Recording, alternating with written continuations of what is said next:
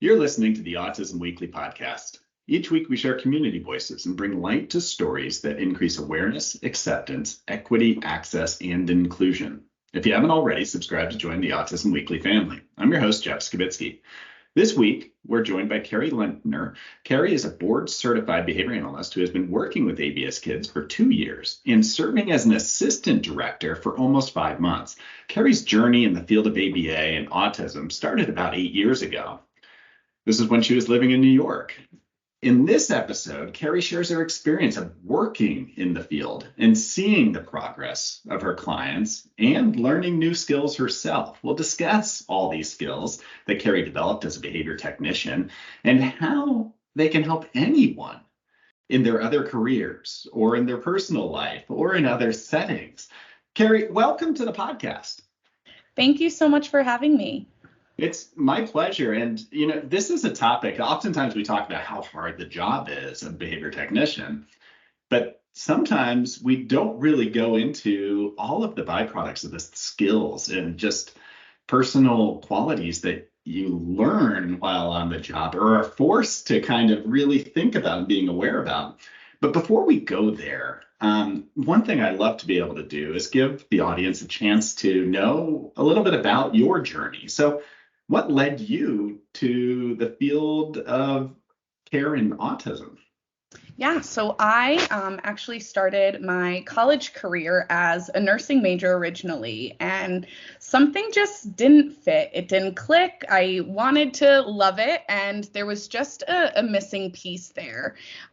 So I actually switched my major to psychology, kind of a little bit more broader of the field to figure out what do I want to do here? And so I started as my first job in a school with individuals with different disabilities, CP, autism, ADHD, epilepsy, a little bit of everything.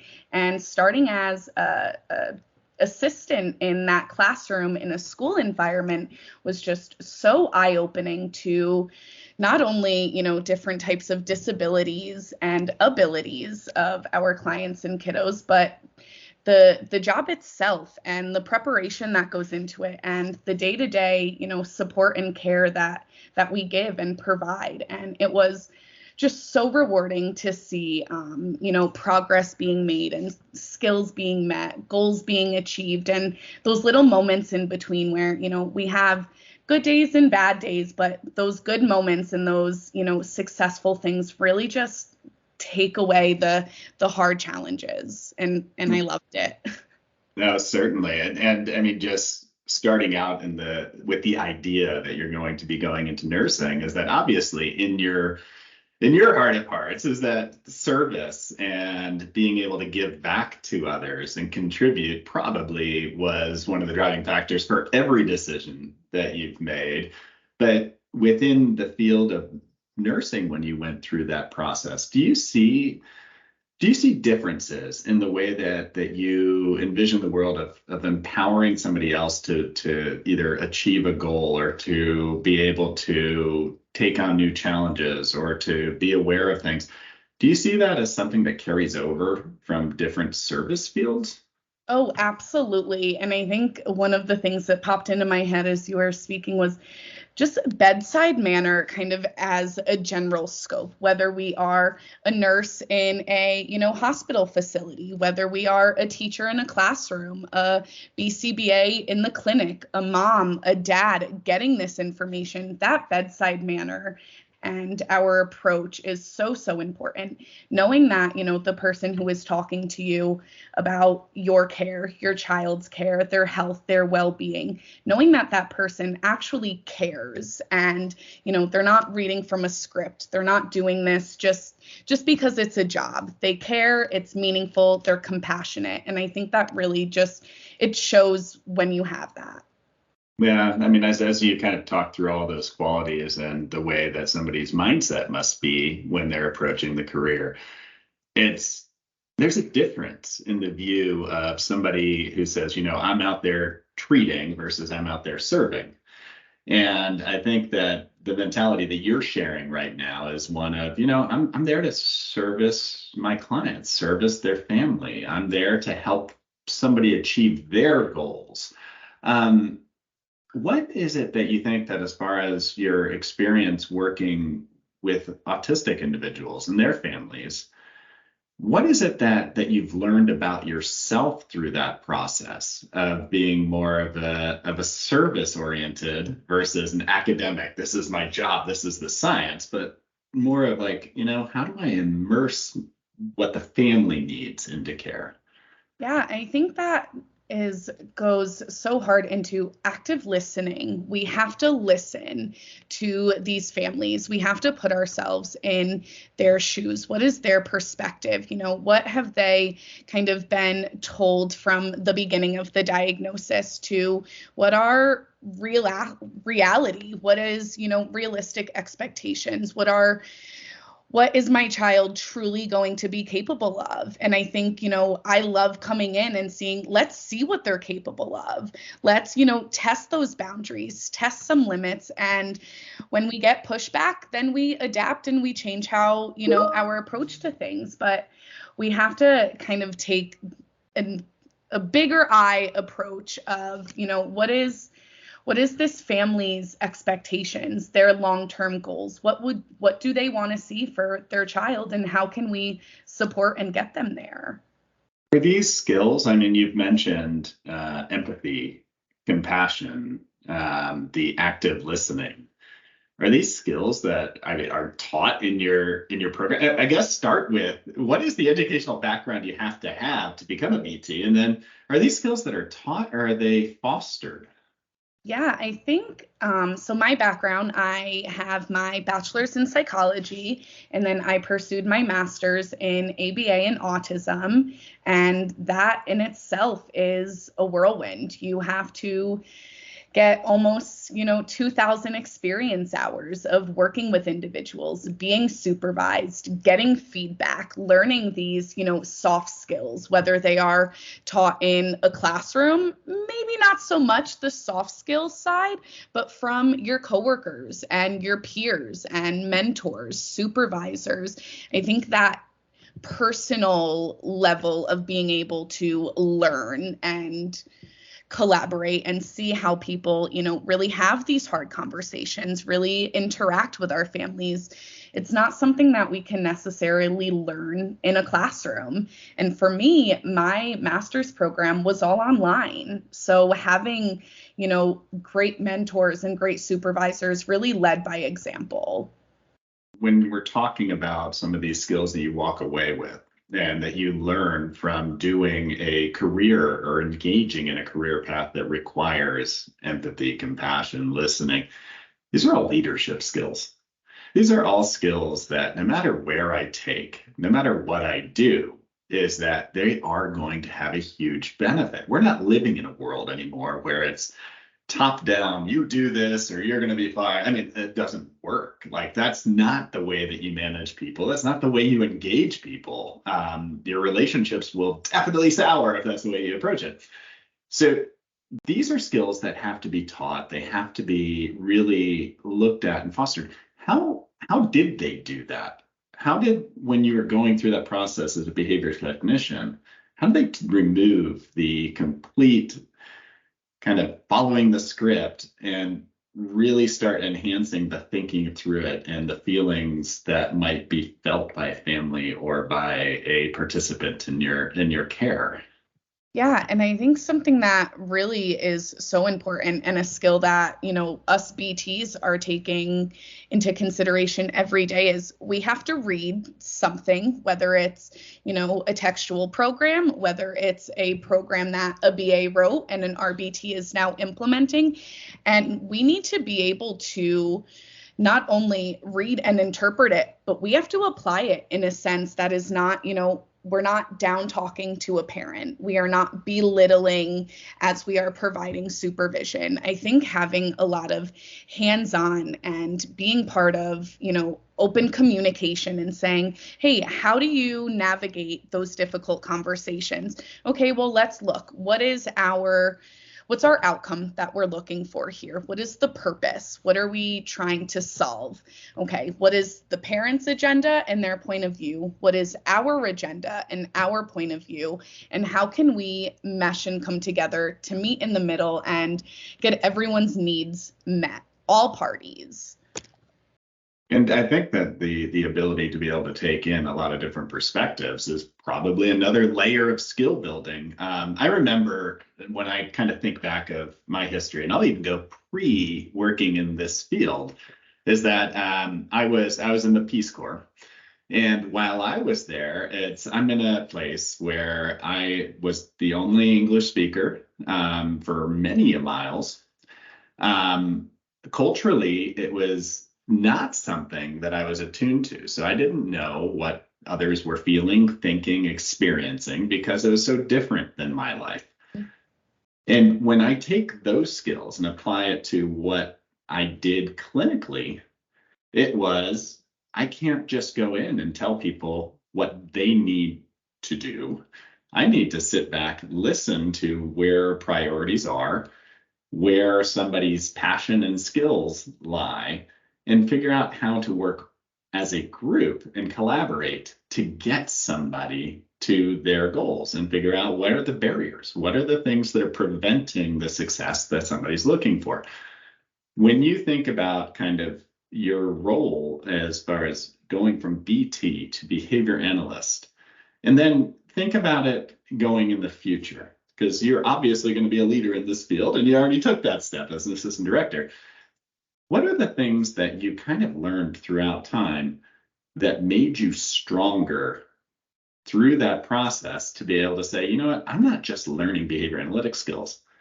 I'm learning skills that are making me a well-rounded contributor, no matter what field I'm in.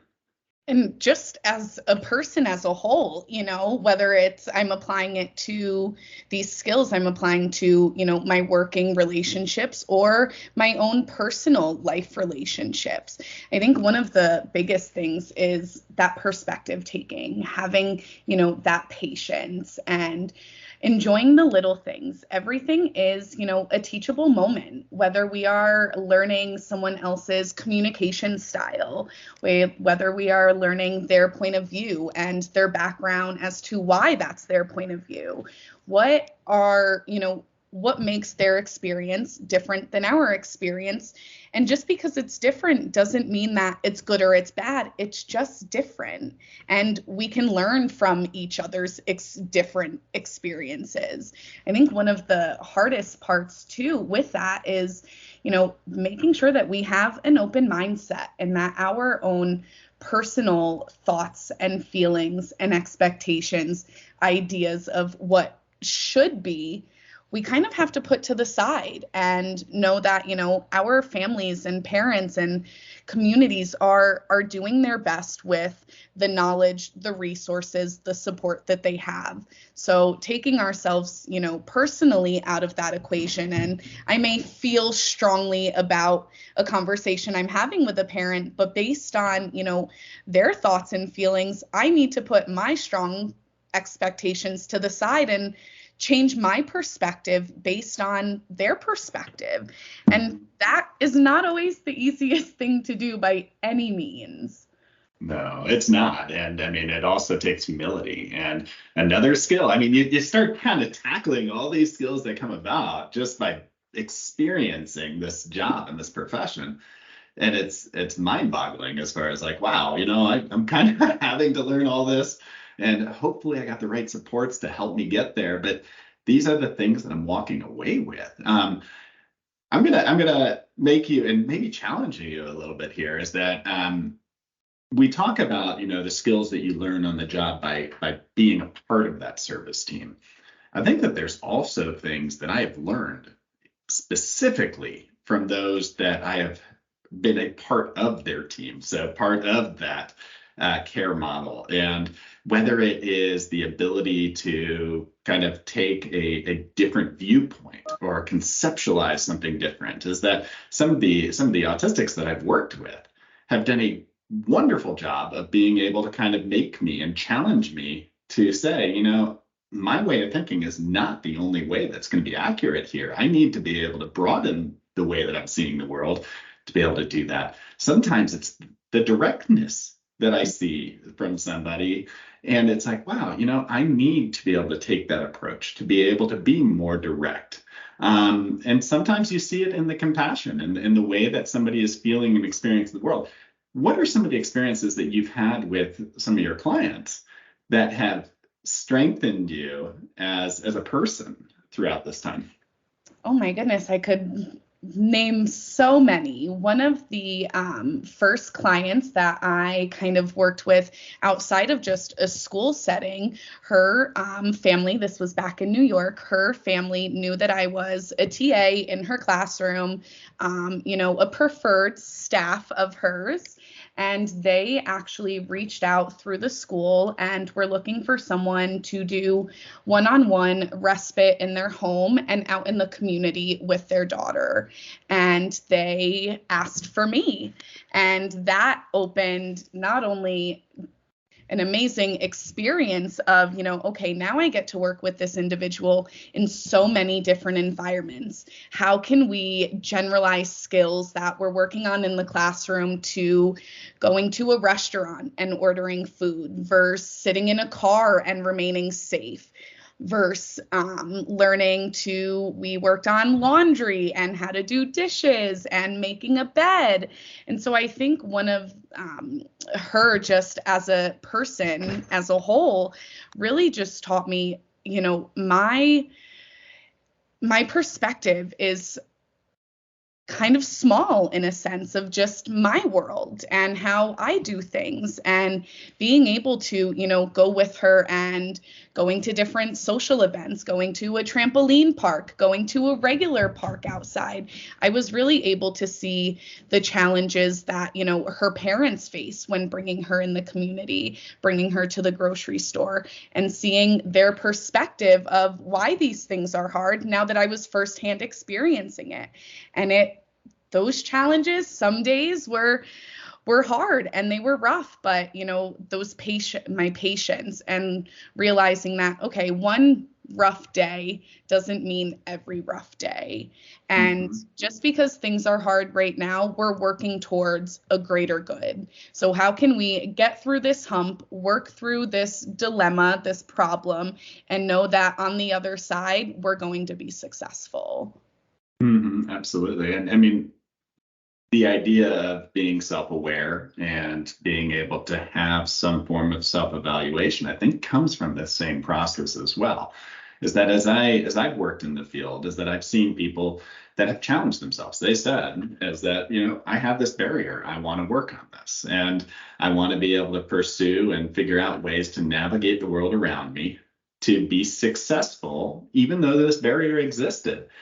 I have those barriers. I'm sure that you have those barriers. And it's the field of behavior analysis helps you to sometimes take a step back and evaluate and say, okay, so what's the cause? What is the function of why I'm doing what I'm doing on a regular basis? And is there any ways to modify that? Are there other things from the field itself that you see trickling over to other job sets or to life skills that are so important in the way that we're navigating? Yeah, absolutely. I think one of the things is changing our approach, being able to multitask, think on our feet, and change our approach. If something that we are doing, whether that is a conversation with a peer, a friend, a parent, if what we're doing is not clicking, is not being able to, come up with a conflict resolution, then obviously my approach needs to change, whether it's my tone of voice, whether it's my point of view, whether it's my delivery. Something I'm doing is not working. What needs to be changed? Because if we're working with a client, for example, and I write this amazing program, I'm like, this is flawless, this is perfect. And then it goes to implementation and it's not working. Well, I know that the client can be successful. I know that they have, foundational skills. I know the prerequisites. So my approach is not making them be able to be successful. So how can we change, adapt, modify, again, that perspective taking to really see what works and what doesn't work? And that's both in treatment and in being able to manage and create future leaders. The field of ABA is like 7 degrees of Kevin Bacon. So of course we've all seen those people who have kind of gone through the process of starting out doing behavior technician work and then moving into becoming a behavior analyst, and now that are guiding the field, whether it's in research or in theory or in practice or in business. But there's also those that took those skills and maybe even didn't stay within the field that are leading other types of organizations and businesses or schools. Or is there something that you'd be talking to a behavior technician that's, they're exploring, is this something for me, where you'd be saying, even if you walk away saying, I don't want to be a behavior analyst my entire life, which some people go through and have a job change. You did with nursing, like that happens. What would you be telling them? You are going to walk away with, if you were to label 4 or 5 skills, you're going to walk away with these skills minimally that are going to empower you in everything that you do. What would that conversation look like? I think one of the most important ones is teamwork, working on a team, whether that is you are the leader of that team or, you're at the bottom of that team. You have to be able to work together and know what I am doing is part of the greater good, whether I am making the policies or I'm implementing them. If I'm implementing those policies, then I'm able to get feedback, know firsthand what's working, what doesn't. And as a member of that team, hopefully you have the availability and the communication that you can go to, the next member of your team who might be a little bit higher and say, hey, there's some flaws with this, and be able to provide that feedback. I think another really important skill is communication styles. We all interpret things differently. We all, talk in different ways, whether it is tone of voice, whether, if we're looking at the DISC personality styles, are we looking for the what, the why, the how? How are we going to make sure that our message, whomever we're talking to, gets across so that my point gets across the way it should be, and that they are also able to interpret it without any misjudgment, miscommunication, misinformation. I think communication is, being able to know who you're talking to and how to talk with them is so important in any job that you have. Absolutely. There's no doubt that being able to communicate effectively it's not just something that's going to benefit you, but it's something that if you don't learn that skill, is that it's going to keep you from being able to be successful. And then that's relationships, that's professional life, that's every walk of life, is that if you don't develop that skill. So Carrie, as I've been listening to all these things that you put out there, we talked about active listening, we've talked about compassion, we've talked about conflict resolution, we talked about problem solving, perspective taking, teamwork, self-awareness, communication styles. We've hit on so many skill sets. Would you have imagined when you were coming in as a BT that this is what you're walking away with? And I mean, ultimately you turned it into a career path, but did anybody ever sit down and be like, all right, so this is what we're going to be teaching you. This is what you're going to learn on this job from day one. This is what's being fostered. Has this ever clarified? Not in that sense, no. It was, our trainings and our, new hire orientations are always really based on, these are job expectations, these are requirements, these are, physical skills that you need to have and physical things that you will be doing. But I think that mental component is not expressed as much as you realize. And kind of like you said, when I first started in this field, I was barely 19 and I was, a college kid and trying to think I knew everything about the world. I'm going to move out on my own. I can have my own apartment. I can pay all my own bills. And I think not only the job itself, but working with others, for others, caring for others, really just put so many things into perspective that there is so much more to the world than just my world. And realizing to open my eyes, open my doors, and just be accepting of all of the unknown lessons I'm going to learn, skills I'm going to gain. Where looking back, it's amazing, absolutely amazing. Well, Carrie, I appreciate the fact that you've been able to kind of take us through this journey, because oftentimes we talk about coming into this field that this is going to be one of the hardest jobs you'll ever do, that you're going to love with a passion. And that's true, but it's kind of defaulting to intrinsically you're doing this because you're career oriented, you're service oriented.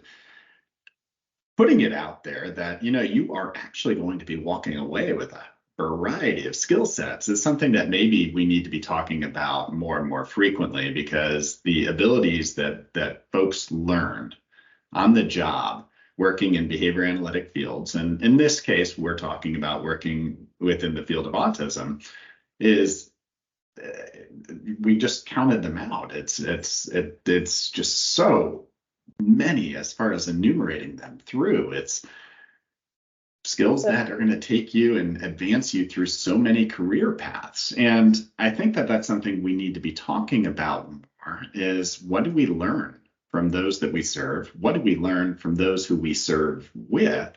And what do we learn about ourselves that we can strengthen in that process? So if you were to go back and talk to Carrie from, we're not going to put a date to it, but Carrie from when we started our career path, what is it that you would be telling yourself as far as, go in with your eyes wide open, because you're going to be able to achieve certain things? What would you tell yourself now? That's a big question. That's a lot to put thought into. I think just, be patient. Be patient with yourself, with your clients, with your coworkers, with, your families. Give yourself the room to grow and to make mistakes and accept feedback and learn from those around you who have been in this field for, years longer than you, to also learn, that parents have it rough in, sometimes in our field with the families that we're serving, and being able to just acknowledge and accept and support them, letting them know, I'm an ear to listen to, I'm an eye that's going to watch out for you, I'm a mouth that's going to advocate for you, and I'm part of your team.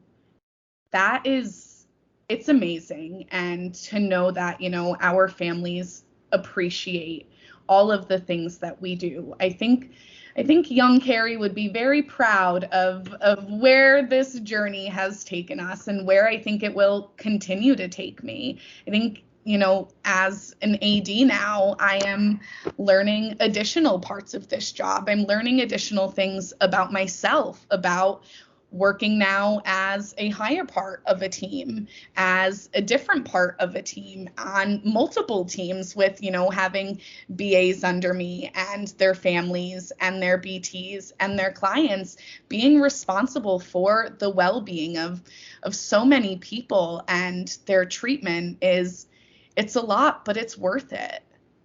Absolutely. And I mean, when you talk about all those skills and you talk about the things that you'd be telling your younger self, I don't think that this is specific to necessarily the autism field. What we talk about is the broadness of everything that we've gone through and the experience that we've developed.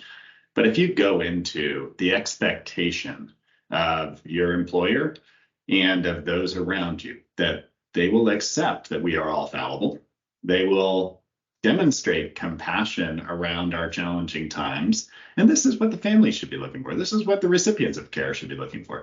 And that the idea of empathy and understanding that we're coming from different approaches is something that should be universal, is that you walk away with those core skill sets and you go into a job and you're looking for the culture that's built that and that is looking to be able to develop those skill sets. I think it's a win. And so thank you for laying all that out for us, Carrie. And thank you for coming on and sharing your experience with us today on the podcast. Absolutely. Thank you for having me. And this discussion just really got my brain thinking, my feelings all over, and, a lot of reflection on where I've been, where I am, and where I want to go in support of this field as a whole. Yeah, likewise. Thanks again. Thank you for listening to Autism Weekly. We hope you tune back in next week to learn more about autism in the real world. Autism Weekly is now found on all the major listening apps, including Apple Podcasts, Google Podcasts, Stitcher, Spotify, Amazon Music, and more. Subscribe to be notified when we post a new podcast. Autism Weekly is produced by ABS Kids. ABS Kids is proud to provide diagnostic assessments and ABA therapy to children with developmental delays like Autism Spectrum Disorder. You can learn more about ABS Kids and the Autism Weekly podcast by visiting abskids.com. Thanks for tuning in. See you again next week.